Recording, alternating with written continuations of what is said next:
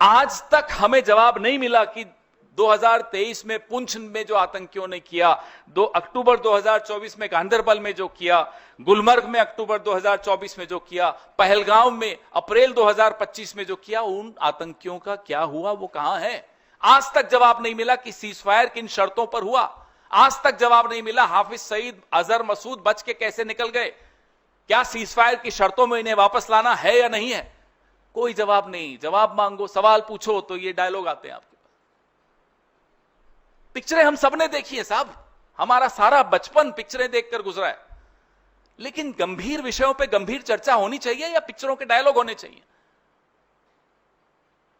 पूरी विदेश नीति ट्रोल्स को आउटसोर्स कर दी, पूरी सुरक्षा नीति ट्रोल्स को आउटसोर्स कर दी, पूरी आंतरिक नीतियां जो है, राजनीति जो है, राजनीतिक विमर्श जो है, ट्रोल्स को आउटसोर्स कर दिया। ये उसका नतीजा मैं आपको बताता हूं क्या हुआ पिछले 10 घंटों में। क्या हुआ विदेश नीति का, मैं आपको एक ज्वलंत उदाहरण देता हूं। कुवैत ने पाकिस्तान से वीजा की रेस्ट्रिक्शंस, जो रोक थी, वो हटा दी। ये अभी कल हुआ है। कुवैत में जो लेबर फोर्स है 21% भारत का है।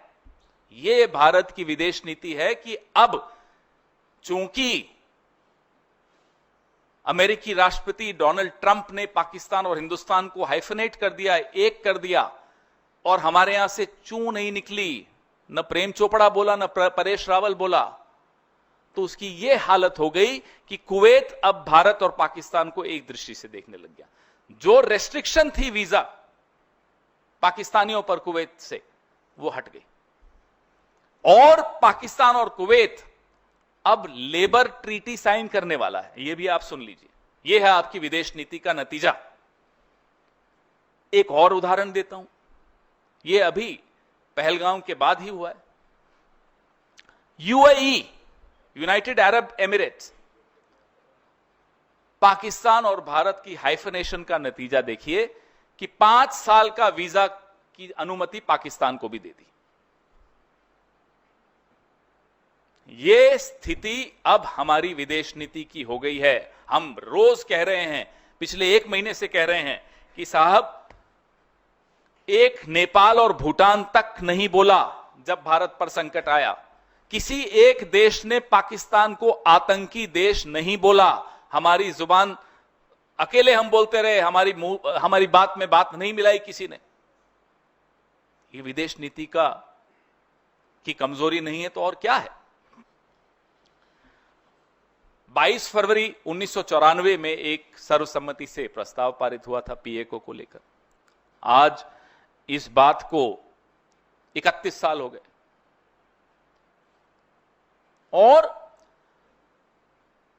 इस 31 सालों में बहुत कुछ बदला है, बहुत कुछ हुआ है, लेकिन जो मई 2025 के इस द्वंद्व में मालूम पड़ा, वो बहुत चिंता का विषय है कि कैसे चीन और पाकिस्तान एक होकर टेक्नोलॉजी के माध्यम से